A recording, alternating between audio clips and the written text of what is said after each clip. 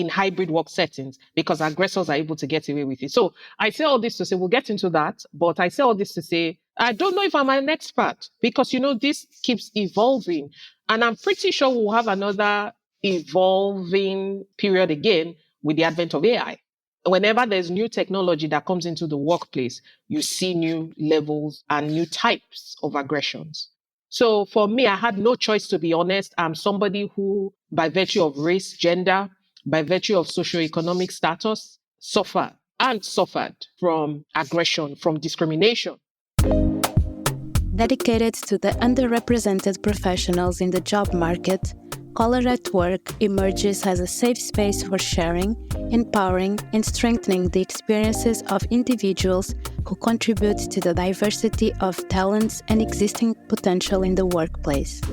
My name is Sofia Medina Andrade, and I believe in the effectiveness of diversity and inclusion in achieving a more dignified and fair working world. Welcome to the space.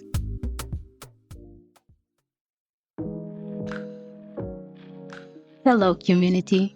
Get ready for an enlightening episode, because today we have an extraordinary guest joining us, Ruona Meyer. With over 20 years of experience, she's not just an investigative journalist, but also a seasoned researcher and media trainer across Africa and Europe. Her focus? Solutions journalism training, diversity and inclusion consultancy with a keen eye on grants and donor organizations. Ruona's accolades speak volumes. In 2013, the whole Soyinka Center for Investigative Journalism honored her as Investigative Journalism of the Year.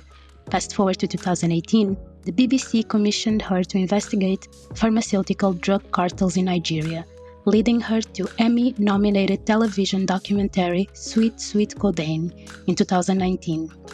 Ruona is a Nigerian, and in her own words, she was born buttered and jollof-riced in Nigeria before moving to the UK and Germany, where she currently resides. But you know what? That's not all. Ruona is currently immersed in her PhD research, delving into power dynamics in cross-border investigative journalism networks.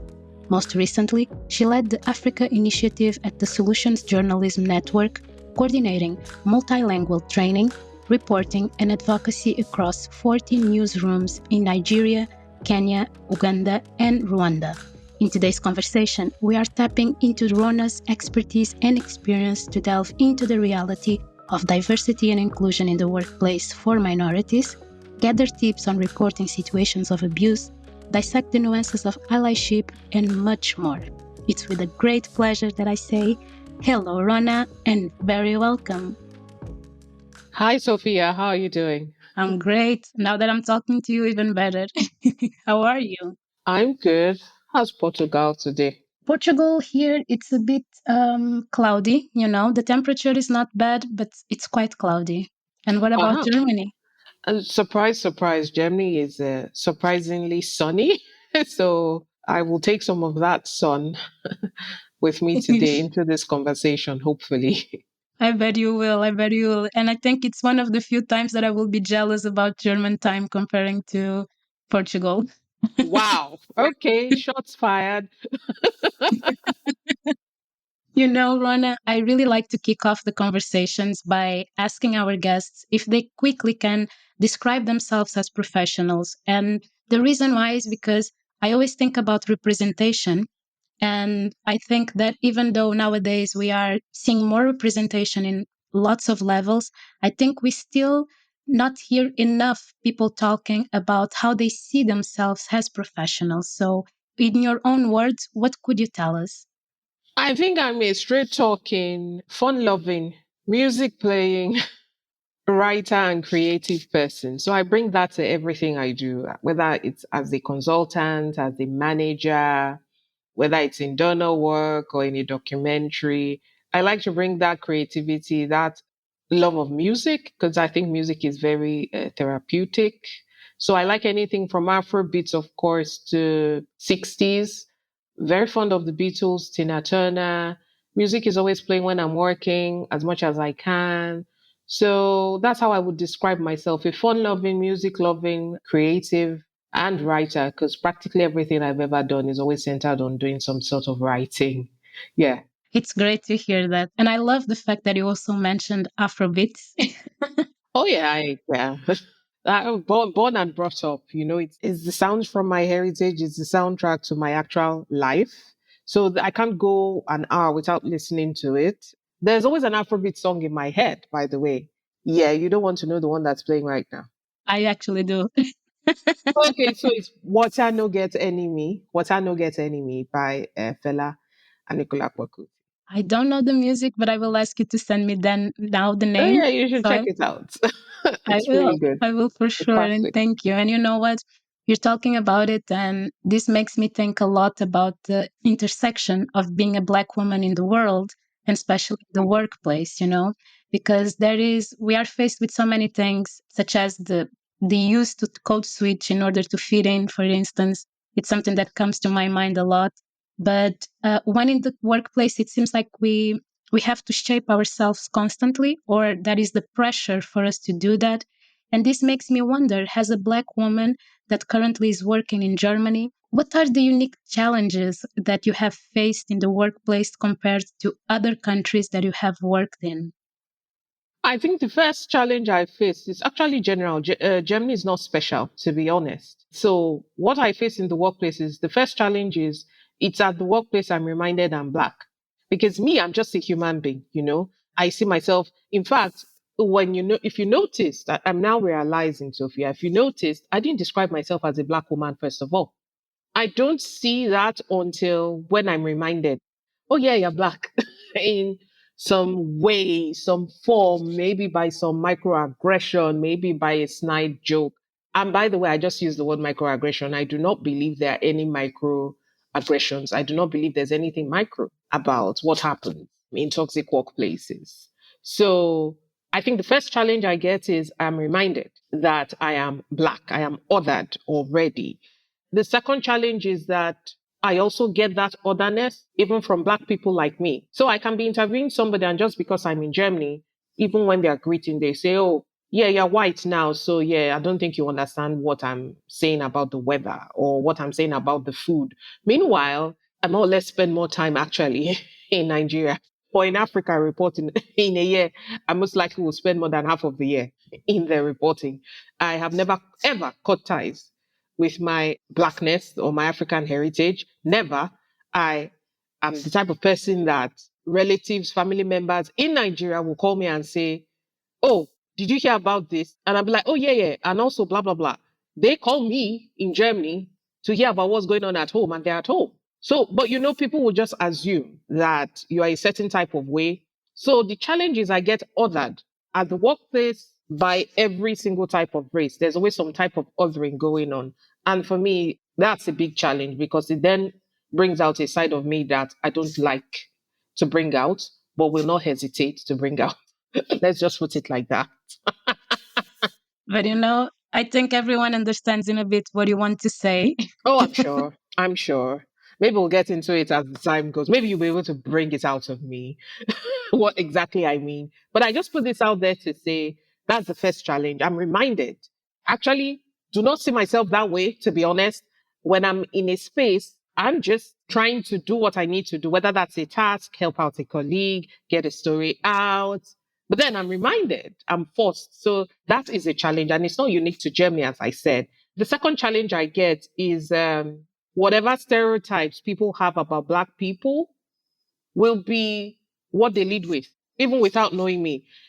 And it's so unfortunate because people get surprised when they hear me making references to UK culture. I lived there for almost 5 years. It's 15 years now, and there's this UK magazine that I really like. It's called Take a Break. If there are any fans out there, let us know. And every time I go to London, I must buy it. People know me. My friends, they know me. They buy me this magazine. And I actually mentioned it in one of my past workplaces, and they were surprised. And I'm over here thinking like, you've just reduced me to that because somebody actually did say, how does a black person from Nigeria actually know about Take a Break?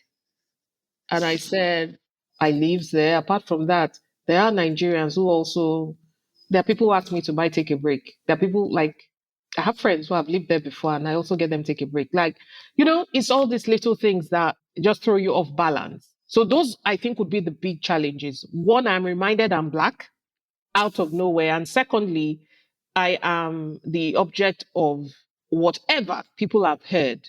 I didn't know a married black woman would be able to have all these ear piercings. And I'm like, what? How do I respond to this? Yeah, it just depends on what time of day. And this, I must stress, it's not just one race. It's something that happens all the time at work.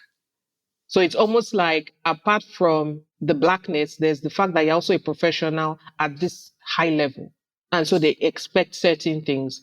You know, I've turned up to places where I dressed the way I want to dress, exercise my agency as a professional. And because it didn't tie into the stereotype of that colleague, they're asking me questions like, do you dress up all the time in purple? So I was wearing a purple outfit. And I said, yes, of course. Is there a problem? No, that's rather bold of you. I'm like, yes, actually, I am Nigerian and we are always knowingly overdressed. Is there a problem? No, I didn't add, is there a problem? But because this was a statement of fact. If you know any Nigerian, Sofia, we're always knowingly overdressed. So it's like our calling card. And so I was like, oh yeah, this is a tame day for me. You should see me on my good days. This is me dressing down. And I didn't even say it to be snide. It was a statement of fact, as they soon found out. But it turned out that that colleague and I, we ended up sharing a love of sneakers. So you see, that's the problem. When people come with that stereotype, it can be a challenge. But because of the type of person I am, I will still give you a chance to like prove yourself and all of that. But off the bat, those are the challenges I face. I think it's interesting because you were talking and I'm just like, yes, internally, while listening to you, I was just like, yes, I completely understand. Yes, yes, yes. It seems like regardless of the place where we are inserted in the world, this shared experience is it's something that within all of us, we all know, and it's quite impressive in the sense that it doesn't matter. Like you, for instance, you are a professional that I admire a lot, has accomplished a lot, and you are in a level I of, admire you too, Sophia. oh, thank you. But it's just like someone that we aspire to. And then hearing that still, with everything that you have accomplished professionally speaking, still you have to face this type of comments. You have to hear this type of misconception, ideas that people still have about us. It's, I would say, interesting to not say other words, but it's strong. It's strong. Yeah, it's very interesting. But I also recall that when we were speaking in off, you mentioned, because I was very curious to get to know how you became a diversity and inclusion expert. And you were telling me that you had no choice by becoming an expert on diversity and inclusion. And that was strong. For me, it was just like, wow. Sophia, I don't know what calling me an expert in diversity, equity, and inclusion. I don't know about that. You know why I feel I'm not an expert? Because there's always new ways of aggressions. You know, when you think we understand what's going on, then we have to deal with more. So, for example, we thought everything was sort of, we are getting on an even level of awareness. And along comes the pandemic. And we have to now deal with remote work. And then you see that the reality now is that aggression is more in remote work, virtual work settings, in hybrid work settings, because aggressors are able to get away with it. So I say all this to say, we'll get into that, but I say all this to say, I don't know if I'm an expert because, this keeps evolving. And I'm pretty sure we'll have another evolving period again with the advent of AI. Whenever there's new technology that comes into the workplace, you see new levels and new types of aggressions.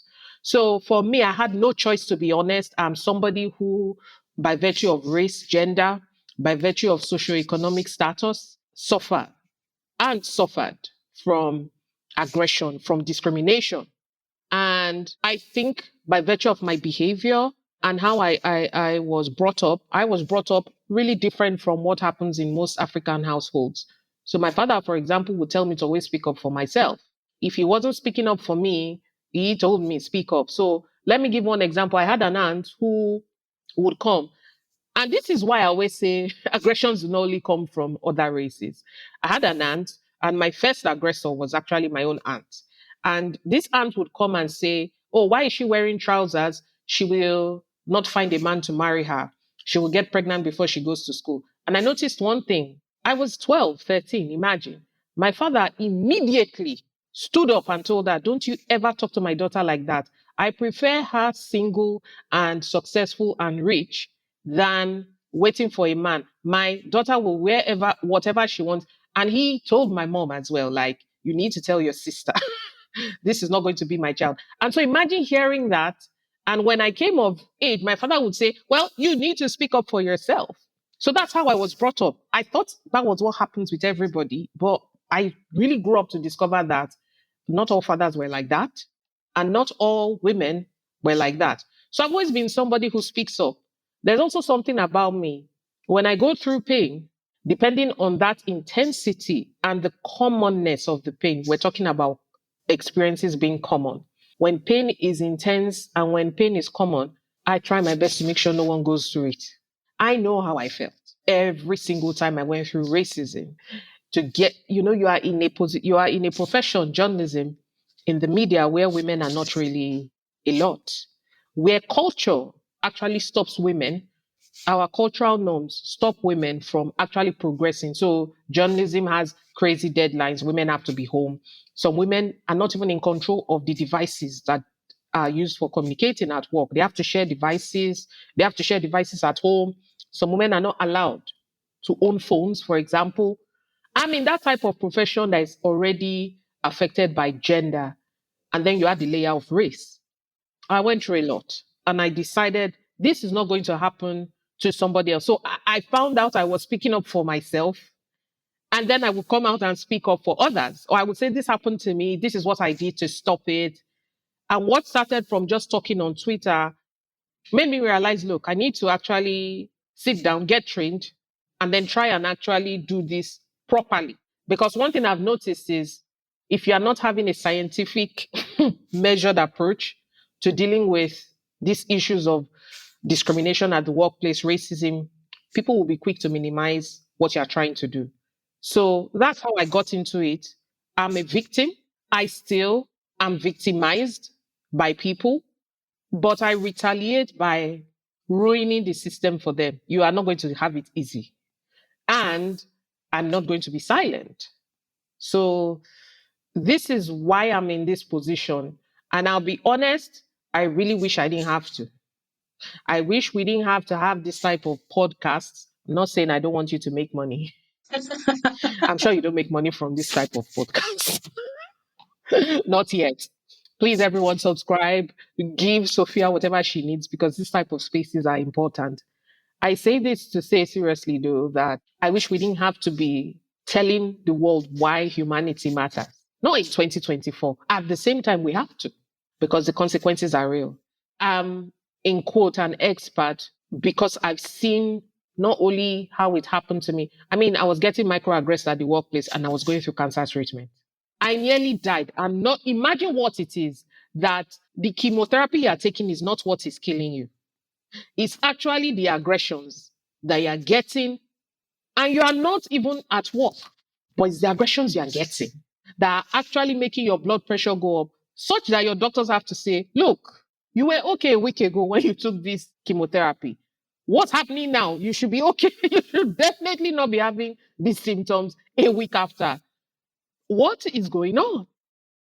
People tend to minimize actually the consequences of aggression on every levels of our life because they just say, oh no, it's something that you go for a conversation, you just go for therapy sometimes and you can quickly solve it. No, it affects our body, it affects our health, No, like overall. it doesn't just go away. And that's why I said, even though we're trying to be correct in using terms, I personally do not use the word microaggressions. I personally do not because there's nothing micro about it. And I think that's when I understood what was going on. Imagine taking chemotherapy, deadly cancer medicine, and you are okay, your stats are okay. Then immediately you get an email, you hear something, you hear the work you did, credit is being removed from you for it.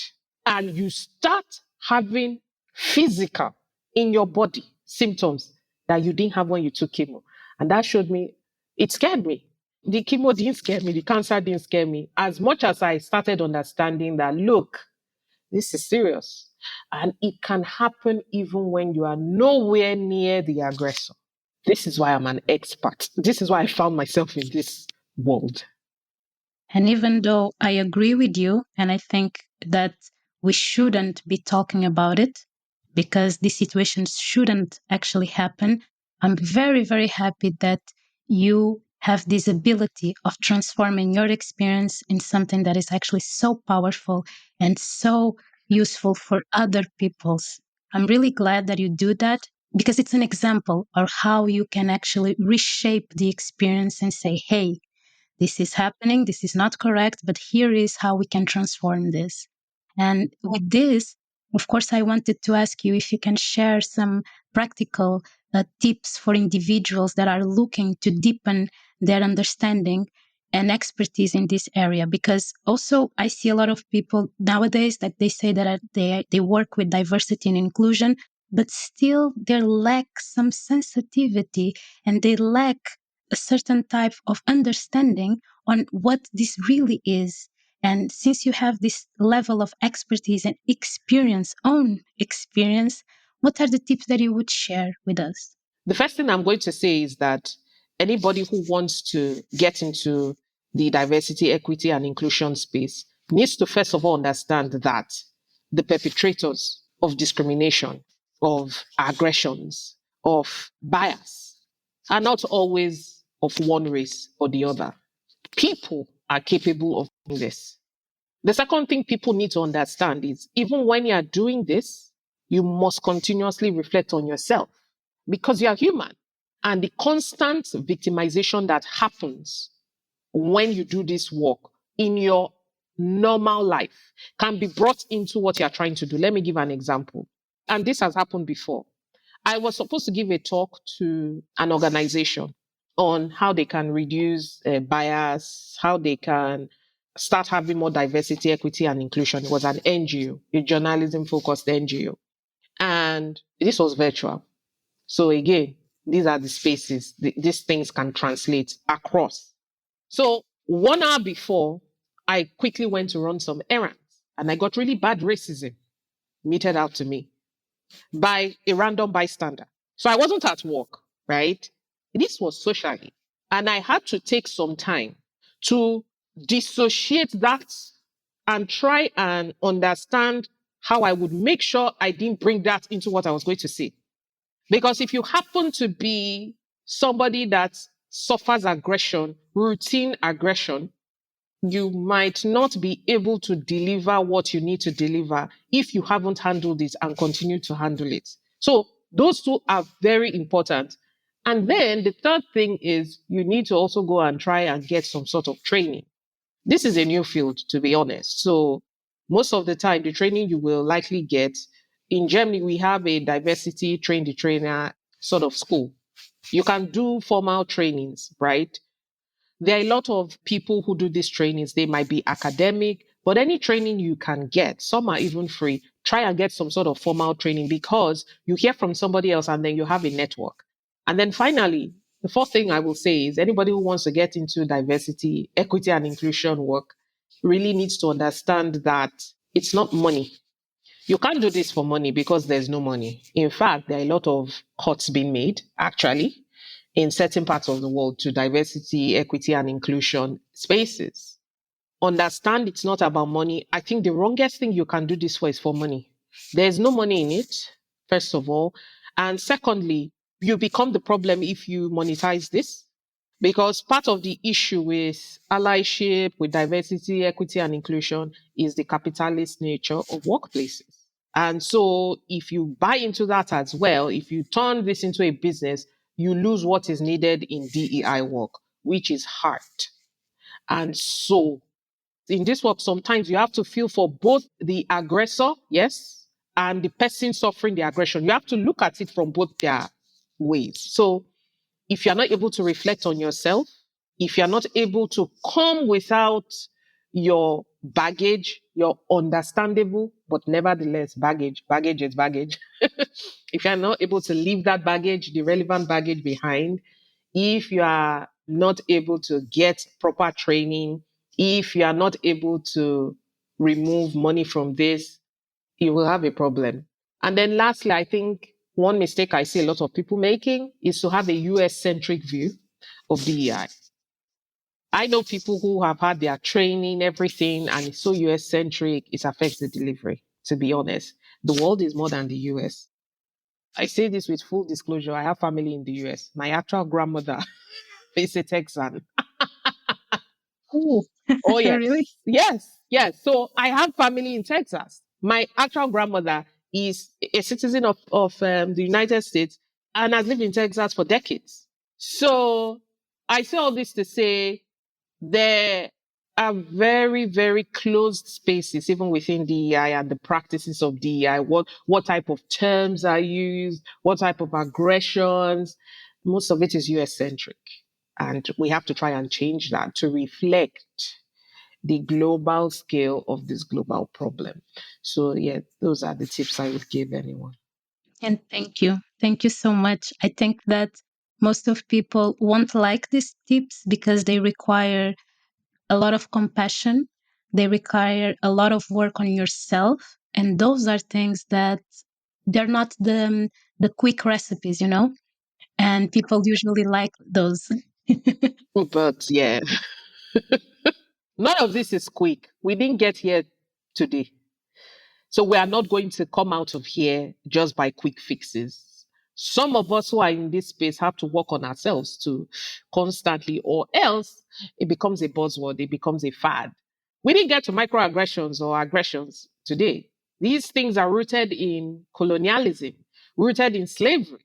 And so if you're looking for a quick fix, good luck, enjoy. But since this is Sophia's podcast and Sophia asked me, these are my tips. And I'm really glad to hear it. Really, really glad because I completely agree. I subscribe to it. And I think that's why you are so interesting as a person, you know? So thank you for sharing this. And I know also that you are someone that throughout your journey, you also have been able to put your experience out there, but also in a very clever way. I consider you strategic, actually, and a really good one, you know, strategist. So when it comes to data collection or about this type of aggressions, how individuals can actually effectively gather data information about discrimination in their workplace. Because we know that things happen, but most of people are afraid. Some even get to admit, I don't know how to do it. Because most of them say, I'm afraid, but we know that is also a mixture of being afraid and not having the important tools on how to step forward and say, this happened to me. I need help, or this happened and it's not correct, but you are really good on doing it. So, can you share with us some tips on how people can do it? So I'll share the tips I think everybody should use, but I'll also let me first share the one I did that I don't think is for everyone.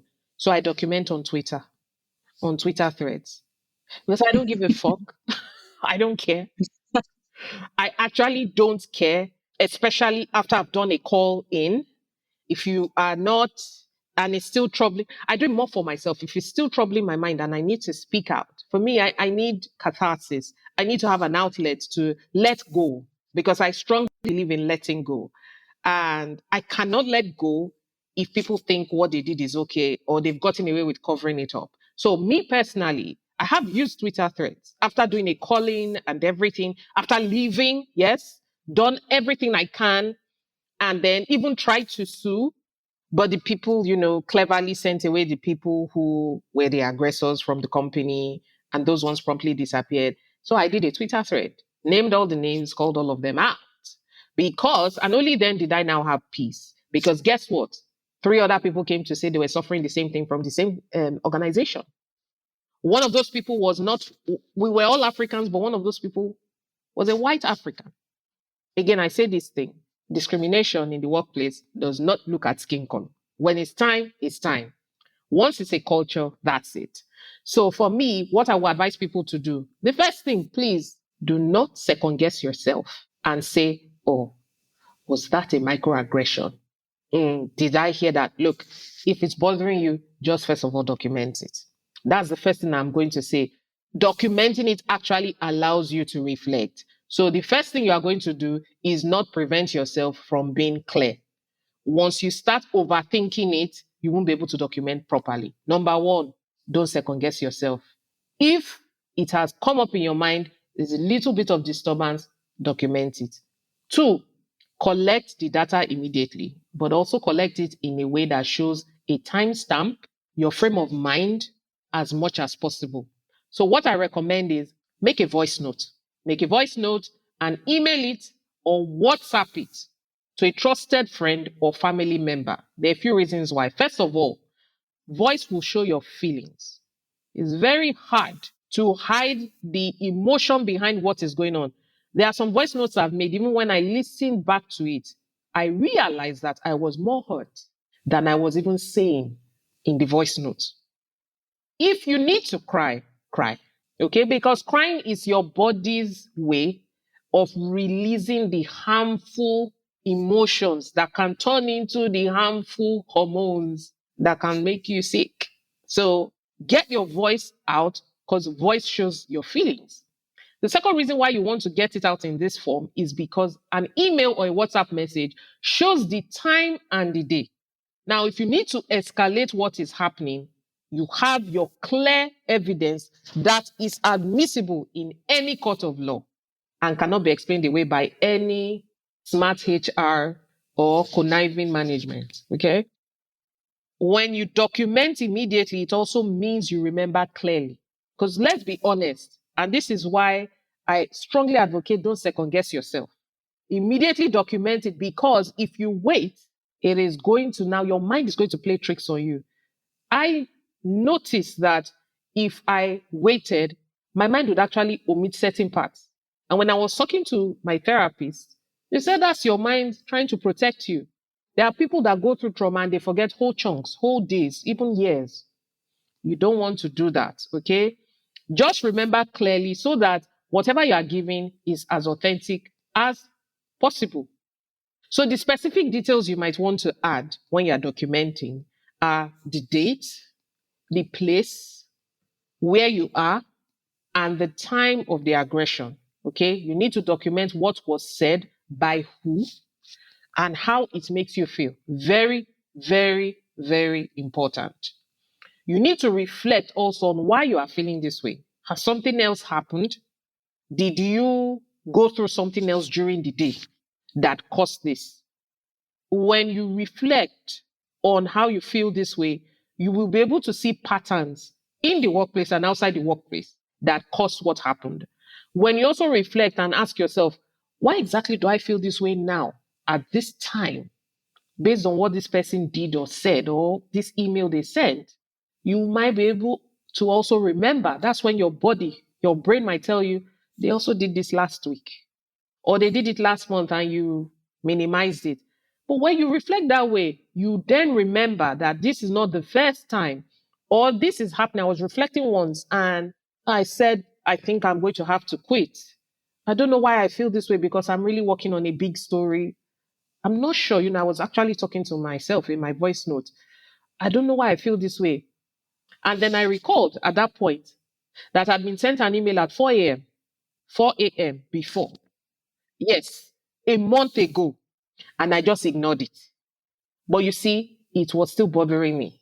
And so when the person sent me an email with the same sort of tone at 8 p.m. and work ends, I was coming back from shooting at midnight to see that I'd been sent an email at 8 p.m. Why was I bothered about the email, even though I'd not read the email properly? It's because something was sent to me a month ago at 4 a.m. So when you document, you must reflect on why you are feeling that way because there must be a reason why you are feeling that way. And then finally, you must reflect on what you have done to try to stop the aggression. Because you might have forgotten. I now remembered what I'd done for the 4 a.m. email. I actually went to the person and I said, I don't think you should send me a 4 a.m. email. I didn't read that email because it's 4 a.m. I just saw the time you sent it, so I didn't read it. I didn't click on it to read it. Please don't send me emails at 4 a.m. Whatever it is, you can resend again. if I didn't remember the email and I didn't document all the things I tried to do, someone can easily say, yeah, but you didn't do anything about it because it's just a one-off. It didn't just happen, blah, blah, blah. But you need to be able to document what you have tried to do. It doesn't matter if whatever you tried to do did not include the aggressor. Doesn't matter. If you try to slip it off, if you try to take a break from work, that's still doing something. Okay. So it doesn't have to include the aggressor. If you try to walk away so that you don't get angry and bash someone's head, joke. But I mean, if you try to walk away, that's also still something. If you try to de escalate the situation, great. Document what you tried to do, but also finally, document what you will try to do to stop the aggression. And this now shows that when you come back again, maybe you tried to do what you planned to do in the first voice note and it didn't work out. You can already see you have a pattern, a clear pattern of how you tried and the things you tried to do. But most importantly, you have an honest account. So as much as possible, try to be honest. And this is how I would document if I was anyone. This is how I document. And that's the beauty of this type of conversations, because when I asked you the question, I didn't expect this answer. I wasn't expecting it Sophia, I at take all. it And it's great. seriously. I take it seriously. I do. I take it seriously. You do it in a beautiful way, because I like the fact that even on that, you are showing some compassion to the pain that you are going through, to the situation that you are going through, and validating every single feeling. It's beautiful to see that, because usually when we hear about documenting something or a situation, it's more in a robotic way. You are doing it, or you are inviting us to do it in a more human way. And I think this is something that we don't hear that much, and it's beautiful. And I think it's valid for not only for situations like this, but for many situations in our daily lives, actually. Yes. So You're thank very you. right. You're very right. People will say, oh, send an email documenting, and I just laugh. I just laugh because we do know people. I have worked with people. I have clients who tried that way, and guess what? They sent an email, and the server, they are locked out of the email. I mean, what's the proof at this point? Well, yeah, especially if you don't know how to archive stuff. So for me, I always say you have to use voice and you have to do it outside of the parameters of the aggressors and the aggressor's control. Because if you're sending emails, those emails can be outside of your inbox. You might not, at a later point, you might not have access to the inbox, to the email inbox, which is natural. If you decide to leave, how can you have access to your emails at work? Or even if you send it with a personal email, what if you can't remember the password anymore? I mean, what happens? There's too many variables.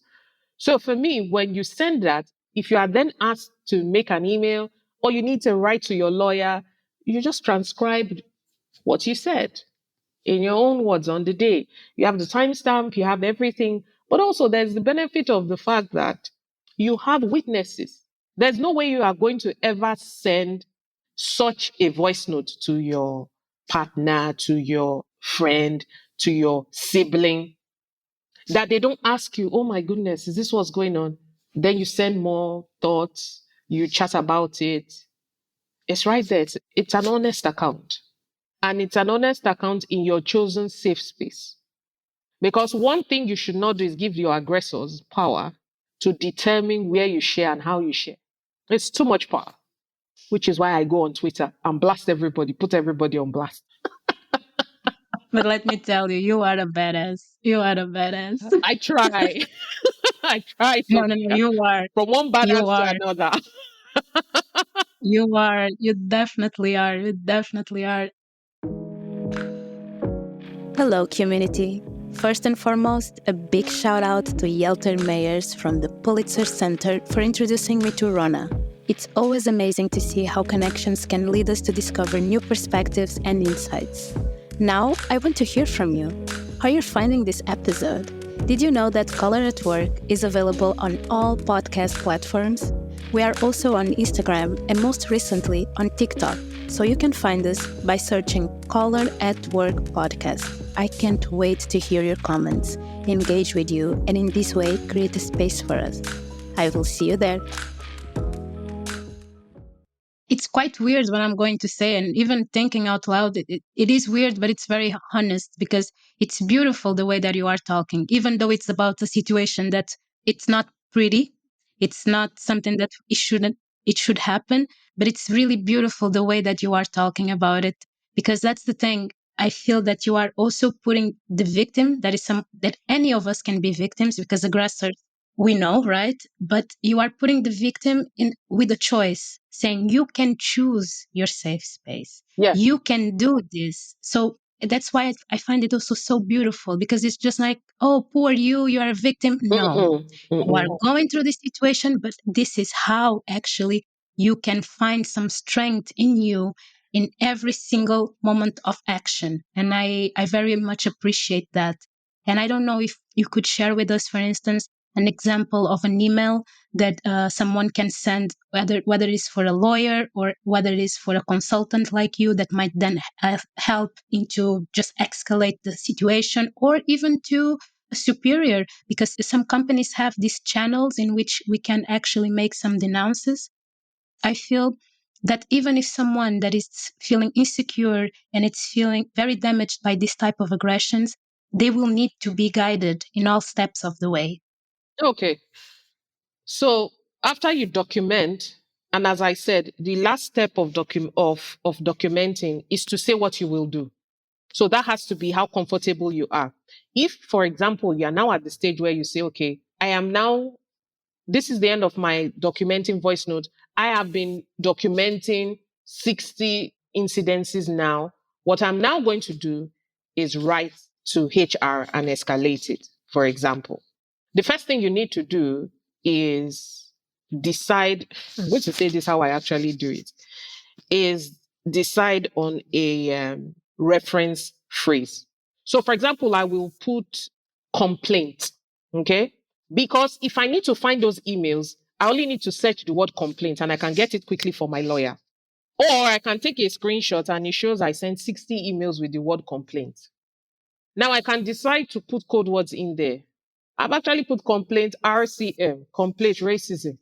So I know immediately that it is this particular. So the first thing you need to do in the subject line is put an identifier. It really helps when you reply to these things with speed. If they say, oh, have you sent a complaint before? Because yes, sometimes HR folks ignore you. And then you can immediately send a snapshot of your search bar. I have done that. Search bar, complaint, RCM, and they see 50 emails or 50 entries. Gmail will show you. And then I sent a screenshot and I sent it within 1 minute. I sent a screenshot so someone sends me an email that, oh, we have not received any, and I've been complaining about this thing forever. And then so I sent a screenshot and they could see 50 emails. I said, I've actually sent 50 emails on this subject. So yeah, you guys might want to check. Anyway, when you have your determined phrase, you then have to actually write and say everything you have been trying to do. So if you have less than 5, write everything transcribe all your 5 voice notes. If you have more than 5, each of those voice notes should actually be summarized in a sentence.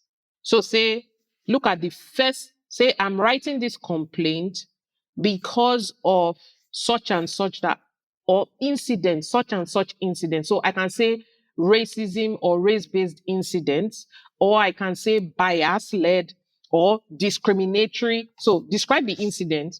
I'm writing because I'm facing such and such incidents. At the hands, you can say, or at the order, or in person of, and then you list the perpetrator or the perpetrators, you must list them. You have to be clear. You really have to be clear. This is not the time to beat about the bush, because it can then be seen as you are looking for clout, or it can be minimized. No, they need to be clear that you are doing this as a last resort because it's a lot for you. You can't handle this anymore. You've tried. Okay. So again, make it clear. This is what I'm facing by such and such person. I intend to, you can reveal some or all of what you intend to do. Therefore, I would like to kickstart, I would like you can say, I would like your input on how to kickstart such and such process. So let me give an example. You can say, I would like to start a formal complaint process, if that's what it's called in your place. So I would like your input on how to proceed. Or I would like to institute a lawsuit against blah, blah, blah. So I would like to put you on notice or whatever. But these elements are key. You must have a way of curating those emails. So have a hashtag, have a phrase. You must be clear about what type of incident you are reporting. You must be clear about who. If there's more than one person, be quite clear. There's a difference if somebody is the perpetrator. There's also a difference if the person is doing it on the orders of somebody else. And there's a difference if it is different people all doing it. So you must be clear about what is what. And then you must be clear about what you intend to do and where you need the person you are writing to come in. If you don't get a proper response and you have decided to escalate, that will be the time to start copying in your lawyer. Now, you don't have to copy in your lawyer and let them see. You can copy them in blind copy. Okay? So that your lawyer is aware of what's going on and can advise you in between emails. But there have been points where I've had to say, me personally, in 2 cases where I had to say, I am now copying in my lawyer. So I moved my lawyer from BCC to actual CC. I am now copying in my lawyer who will handle the subsequent communication.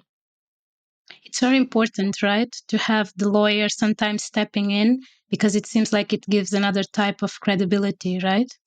So credibility, I would say, is number 3. 1 is for your mental health. You're not an expert in law.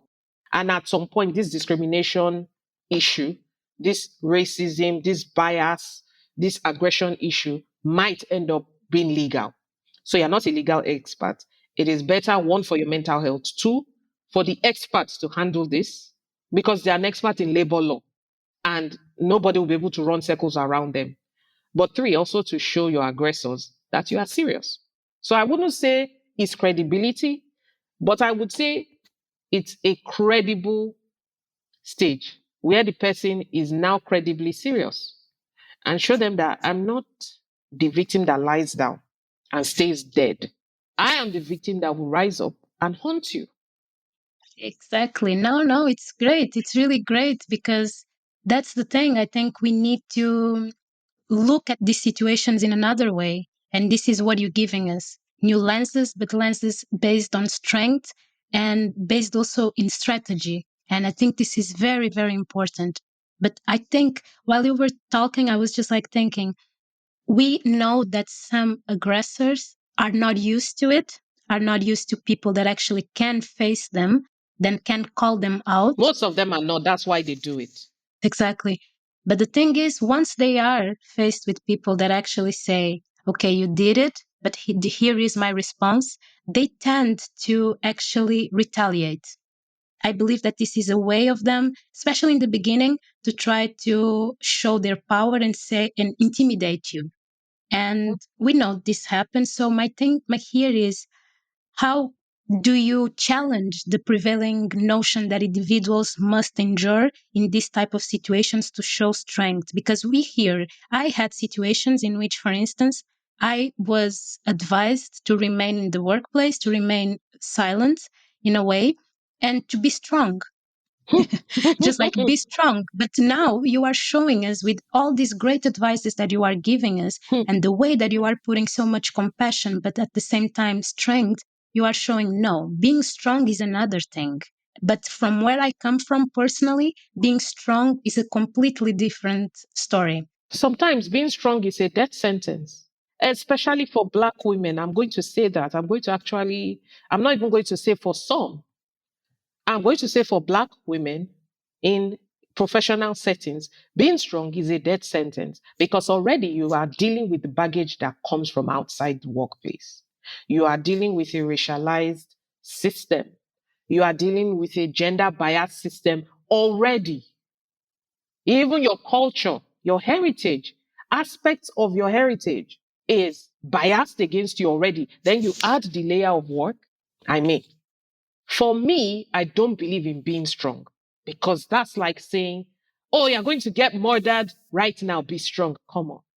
Come on. How can you say that to somebody? Anyway, so these are the consequences of staying in toxic, harmful workplaces. Okay. The consequences, they are very severe. So, first of all, I think I need to talk as Jennifer Lewis, that lovely singer actor, says, if you sit in shit for too long, it stops smelling. Okay. So, first of all, remaining in harmful workplaces turns harm into accepted culture. It's not going to stop. It is going to be normalized. Why? Because culture is simply repeated and accepted habits. That's what culture is. That's what work culture is. Once things are repeated in a workplace, it becomes that workplace's culture. So if you sit in there, you are not doing yourself or anybody any benefit. Okay. Secondly, it destroys your mental and physical health. It's death by 1,000 cuts. You are going to die. Something in you is going to die over time. Thirdly, it retards your personal, professional progress. So, all that nonsense, the problem with this nonsense of staying strong, keeping quiet, sitting there, and they say, ride it out, is what we are now saying that is called quiet quitting, where people are working, but they're not really working. They just keep their head down. They are enduring being passed up for training because, okay, I need to stay strong. I need to keep quiet. All that does, it turns you into a mediocre person with no skills. You are also a dishonorable person. You are dishonorable because you are then doing what is below. You are operating below your professional capacity as a coping strategy. It punishes you. It punishes your mental health, but also your professional health. On another level, it punishes the innocent colleagues who were not responsible for this harm. It's very dishonorable to yourself and your colleagues who are innocent to actually be operating below your potential just because you want to remain in a workplace for whatever reason. It normalizes the toxicity. And remaining there and not speaking up is actually the main reason why management, why aggressors and their supporters always have an escape route where they say, oh, it's an isolated problem. We have never heard of this. Are you sure? So the first thing we need to do is realize all of this. When you realize all of this, what do you need to do next? You need to really be clear. You need to fight back by letting everyone know, everyone concerned, as loudly as possible that this is unacceptable. This is what you are going through. And start immediately looking at if you can go to discrimination tribunals or something to get compensation in case you actually have to be forced out or you leave that work. If you're in a culture where this is not possible, you must start having an exit strategy. When I started to realize that in some cases you have to leave the work, that is when I took side businesses very seriously. I've done everything from selling handbags, yes, selling handbags, selling clothes on the side, so that if anybody fucks with me, I can say fuck you and go. I've built my career up in such a way that for my own mental health, I'm able to say, okay, instead of me to become mediocre, and for me, that's the most important thing. Instead of me to be as bad as my aggressors and deny my workplace of the full intellect I promised and I signed up to give, instead of me to become like that, to become a grifter, to become a basic bitch, I would rather leave. I would rather be clear why I'm leaving and then leave. That's how I've brought myself up. The only reason why I'm able to do it is because I've always had a side business of some sort. If I'm not writing speeches, for example, yes. If I'm not working as a freelance editor on the side, something's always going on with me. And that is because I saw a lot of people dying, dying inside, dying outside, just dying because they couldn't leave. I also saw a lot of people actually now becoming the aggressors, not putting in their best at work. Because, oh, the workplace doesn't care about me. I'm not going to care about them. I'm just going to collect my salary. Someone actually said they will racism me anyway. So what's the point? But you are there collecting the salary and your colleagues are picking up the slack because you are dishonorable. You cannot reply aggression with passive aggression. You cannot return microaggression or aggression with passive aggression to your employer. to your colleagues. It's not fair. It's not honorable. And so for me, one, get out of the situation. Two, start looking already at how you can get compensation if you have to be forced out. Three, which should be number one, you should already have had a side hustle. Yes, it's not ideal, but it's either that or you lose your health. Exactly. And here you are doing it again, deconstructing in such a beautiful way. I mean, no, honestly, it's really great to hear it because that's the thing. I know that sometimes people think that leaving, it's actually going backwards because there is this pressure that I need to build my career. I need to do this. I need to do it. And if they stop or even if they take a break, I mean, you have to be alive to be able to have a career, isn't it? You have to be well to be able to have a career. If you are mentally unstable, is that no one is even going to work with you. Even your family is not going to enjoy you. You have to be well. And there's no faking this thing. People underestimate what discrimination and bias can do. They really underestimate it and they end up paying for it. I've not met one person who actually did not pay for it, unless they're lying to themselves. I've not met one person who did not handle this in such a way that they had good colleagues that will never work with them again, colleagues that will never employ them or will never write a good reference for them because they took the dishonorable way out. I absolutely hate the word quiet quitting because it simply means you are doing what your aggressors do, taking advantage of people at the workplace. exactly, exactly. I completely subscribe. It's actually funny because when you were talking about sometimes people becoming so bitter and so disbelieved and becoming in this way the aggressors, it also reminds me of something that we spoke enough that actually, even now I'm thinking about it, that is also the term allyship and the type of allies and the traps that are under this terminology, because the way that we perceive allies, according to what you told me, it's in a very romanticized way. Yep. And now that you were talking about the people that actually become the aggressors, we know that this also happens once we are talking about allyship, because a lot of people say the way to fight the system is to find allies at work. It's also one of the ways. But you told me, be careful with the allies you choose. Can can you enlighten us on that? Because I was in awe and I'm pretty sure I will be again. For me, I think the worst mistake people make is to confuse allyship with race, where they encourage people, or somehow it is implied that once you are of the same race with somebody, you're all allies. You now need to win over other races in the workplace as allies, or you now need to try, HR needs to try and get other majority races as allies. I struggle with that word because you're talking about workplaces. People are there to work and get paid and get higher roles, higher status in the organization, in society. So fundamentally, each individual will often bargain, barter, and prioritize their allyship based on their personal goals within the organization. This will happen when that organization has a racialized or biased workplace. That is when allyship now becomes based on who knows who. In workplaces where the culture is inclusive, you will not see this. But let's be honest, which is why we have this podcast.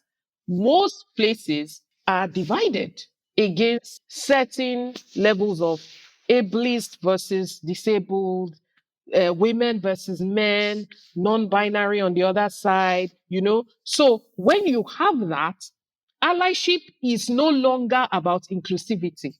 We need to understand that allyship will now be about personal interest when you have an uneven organization and an organization that is not inclusive.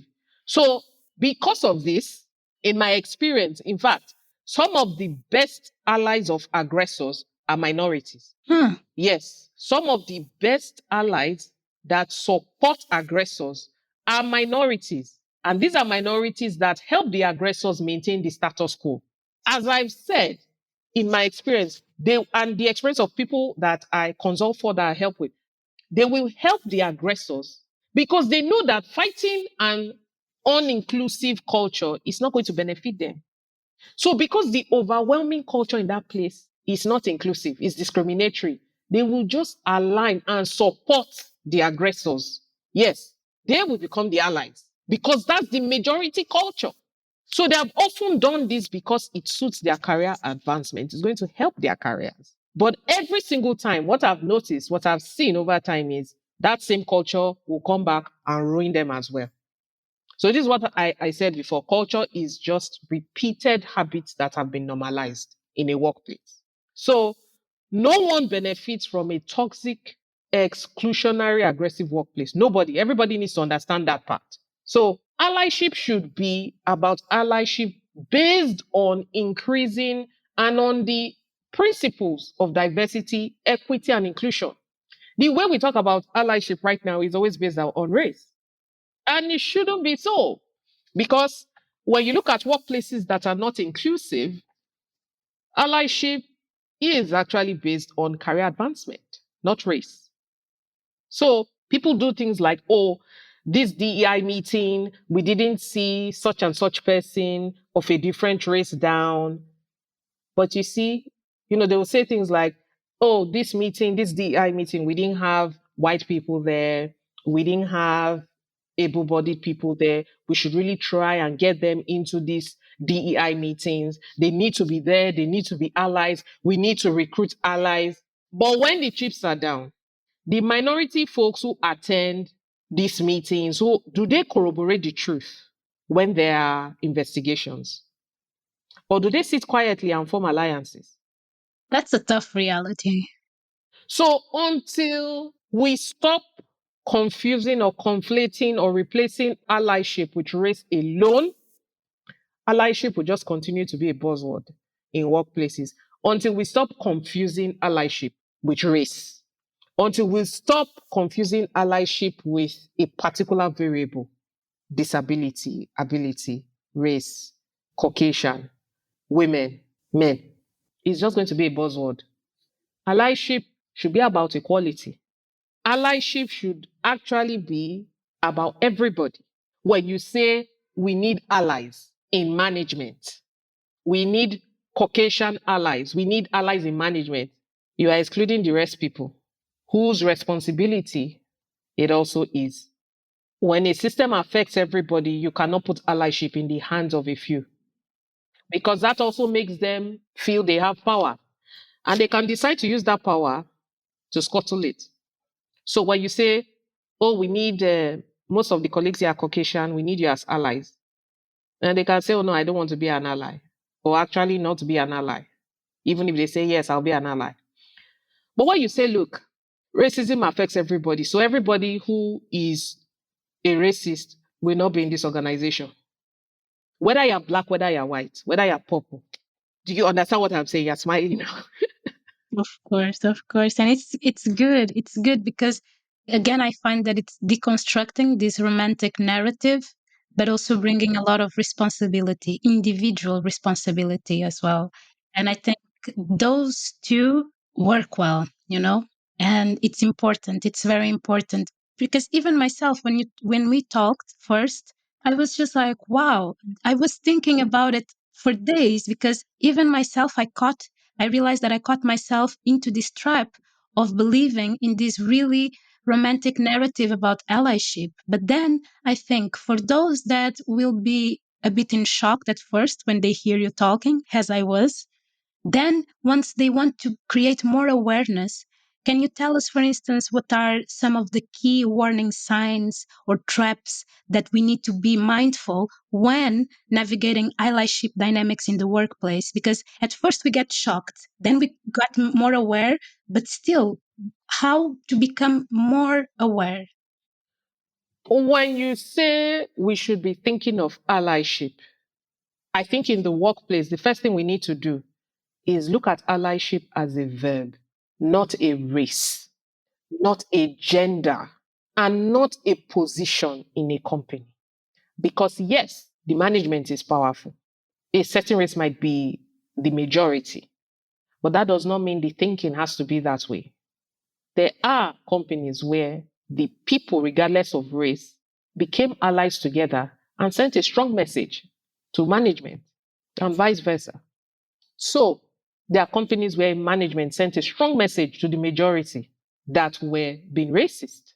So the first thing we need to do is not base it on roles, base it on gender, especially, base it on race, especially. The second thing we need to do is look at allyship from a humanity level. A lot of the time, it's quite disappointing when people realize that they don't have allies, particularly when they don't have allies of the same race. It can be quite disappointing. I've had to help people understand, walk through their disappointment. Oh, I thought she was a woman like me, she would understand. Oh, I thought since we are both black. And I had to let them know, no, allyship is humanity, or else you will keep getting disappointed if you base it on those type of things. Then they base it on race as well.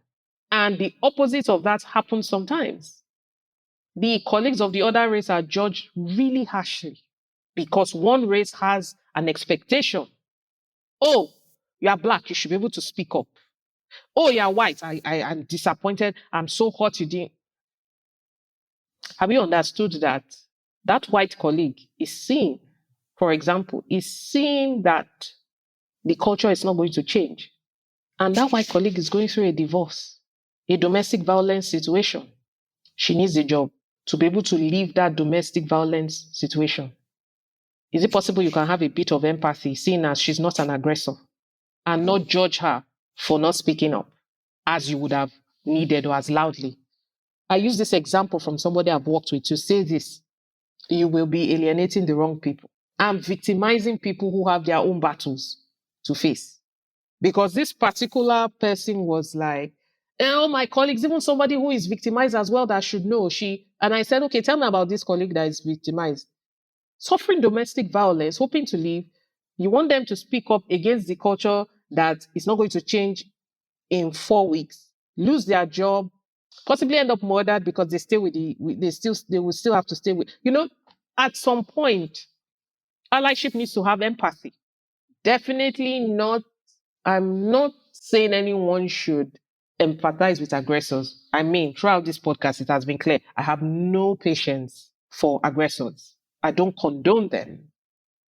But when you are, in general, seeking allyship, you need to have empathy. And it goes both ways. Whether that colleague is white or black or purple, abled, disabled, you need to have empathy. Because we are in capitalist workplaces. People have bills to pay.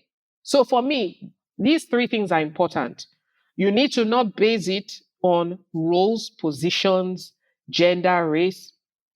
You need to not place your expectations on people. Sometimes you need to fight your battles alone. So sometimes people try to recruit. So that's the thing about allyship. You're trying to recruit allies. It's not going well. It's another layer of alienation. You need to be aware that you might have to face this battle alone. And as somebody who has faced battles alone, I can tell you that the victory does not always come when you are fighting that battle alone. Most times the victory is after. When long after you've gone, systems change. When long after you've gone, you inspire somebody to speak up. And then the management starts to realize we have a problem. So, one, do not reduce it to race, ability, gender, disability. Two, do not place expectations that cannot be met on people. I'm not talking about the aggressors. Again, we're talking about innocent people. Thirdly, you must have empathy, even when you are seeking allyship, trying to institute allyship. Not everyone is capable of the type of allyship you need at that time. There can be other types of ways they can support. But the thing everyone should know about allyship is the level of allyship is determined by the ally, not by the one in need. You can never force people to be allies, and you shouldn't. The best you can do is let them know why it is in their own interest to be allies. But you should never force people. because they might be incapable of it. Life circumstances might just mean they are not capable of giving you the allyship you want at the time you want with the intensity you want. And so that's what I've learned. That's what I think people should understand. This is a real world. It's not black and white. Someone does not know how she's going to feed her family tomorrow. Someone does not know if she's going to get beaten up at home. A woman like you, and you are like, you didn't support me at the DEI meeting. Are you sure she was even there? Like mentally, physically? If it was you, would you be able to even turn up to work? You know? So these are the tips I would give people. And it's why I have a very funny relationship with the word allyship. No, but again, thank you.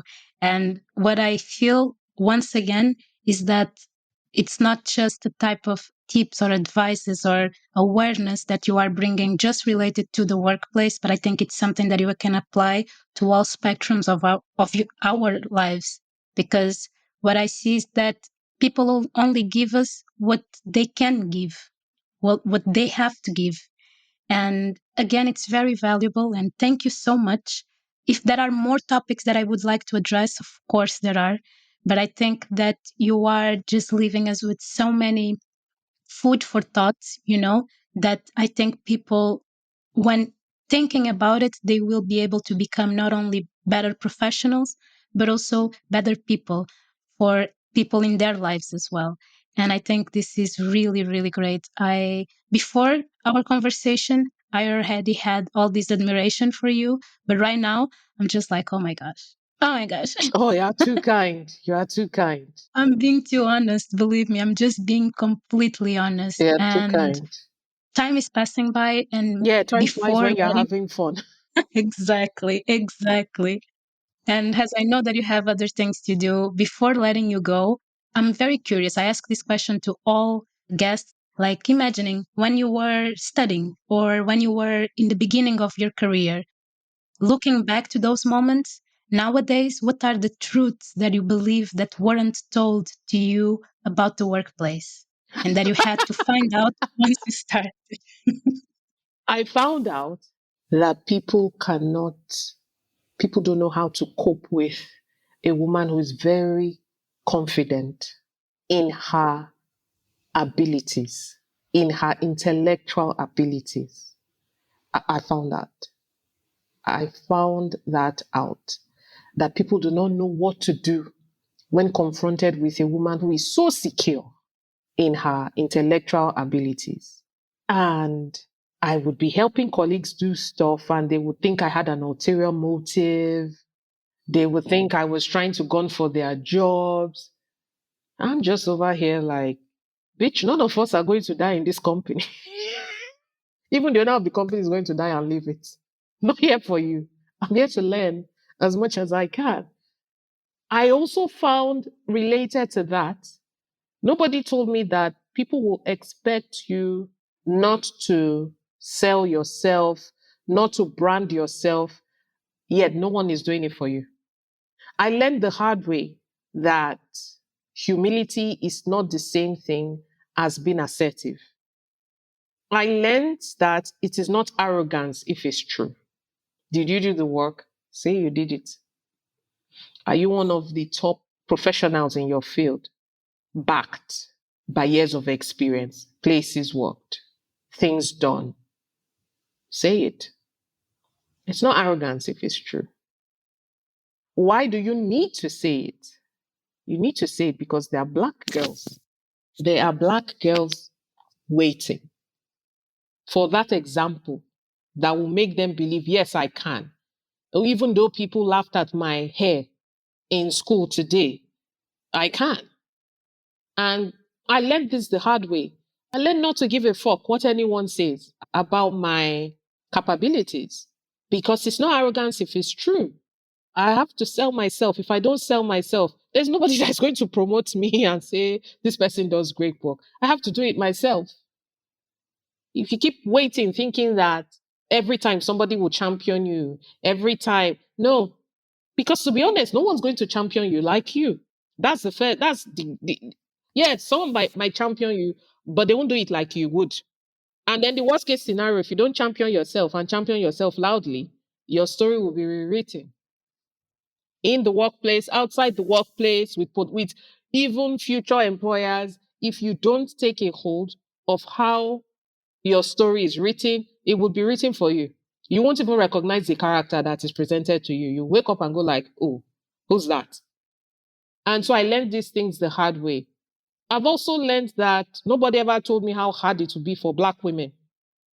Nobody told me how hard it would be for Black women who don't conform. But I love the surprises that come. I love the surprises that come when I walk into a room and then when it's time, because I'm earliest there, I'm probably, making sure everyone's comfortable because that's just my nature. Probably saying hi to everyone in my nature, natural way, cracking some jokes, sharing some music choices. And when the event starts, they're surprised I'm the moderator, the panelist, the lecturer. I love the surprise because that tells me the stereotype in that person's mind is shattering. The surprise, the silence, that nanosecond of shock, sometimes racial shock, is the loudest thing you can ever hear as a Black woman because you hear the sound of somebody's stereotype shattering. And it's a good thing because when that person's stereotype is shattered, they go back into the world with a broader mind. It ties back into your first question. They then realize that when you see somebody, you do not just reduce them to the stereotypes. And so that for me is the most powerful thing that Black women would be taken for granted in the workplace. Nobody told me. So I make it over the years, I've collected the most common stereotypes, and I personally get a thrill from shattering them. Oh, when you go into such and such a place, women should only wear black. You bet I'm going to wear everything red. Oh, when you go there, women should not have piercings. That's when I feel every single one of my piercings on. Oh, tattoos, I will show my tattoo just for you to show you that I can be a professional. I can be your boss, your colleague, but I can also be a human being who likes tattoos. And that's why I call you a badass. You see? I just want to say if there's any young ladies listening who are having a hard time at work, if you can, leave. If you can't, start an exit plan. What can you pull together to have a side income that protects you? Can you sue and make enough money to compensate for when you recover from what you have gone through if you leave? Whatever you decide to do, the one thing I don't want any of you to do who are listening, who are in this situation, is to blame yourself. Never, ever blame yourself. Never feel shame.